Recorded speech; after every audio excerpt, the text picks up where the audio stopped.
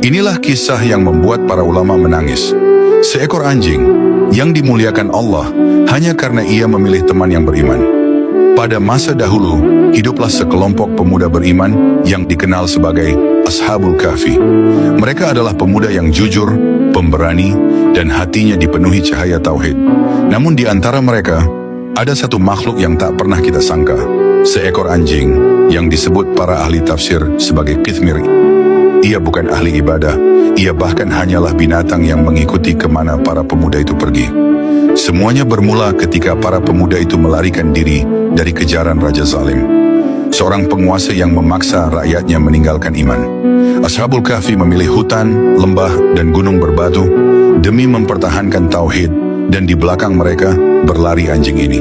Ketika para pemuda hampir sampai ke gua, anjing itu kelelahan, lidahnya terjulur. Ia menjilat tanah, tubuhnya gemetar, tapi ia tetap mengikuti mereka. Para pemuda awalnya takut keberadaan anjing itu akan membuat musuh menemukan jejak. Namun Allah menakdirkan sesuatu yang berbeda.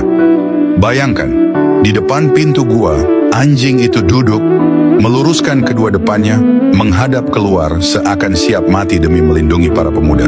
Ibnu Katsir menyebutkan, Allah menyebut anjing ini dalam Al-Quran, memuliakannya hanya karena ia setia kepada orang-orang saleh. Di saat itu pula, Allah menurunkan rasa aman kepada para pemuda. Mereka tertidur selama 309 tahun, sementara anjing itu tetap dalam posisi penjaga yang setia. Betapa besar rahmat Allah kepada makhluk yang tidak berakal. Dari peristiwa ini kita belajar bahwa lingkungan menentukan kemuliaan seseorang, bahkan seekor hewan. Jika anjing bisa dimuliakan karena menemani ahli iman, maka bagaimana dengan kita, manusia yang diberi akal dan hati? Pilihlah teman yang mendekatkanmu kepada Allah, karena dunia ini sirna, tapi nilai di sisi Allah akan kekal selamanya. Semoga kisah ini menambah iman kita dan membuat kita lebih berhati-hati dalam memilih sahabat. Kalau kisah ini menyentuh hatimu, tuliskan Allahu Akbar di kolom komentar.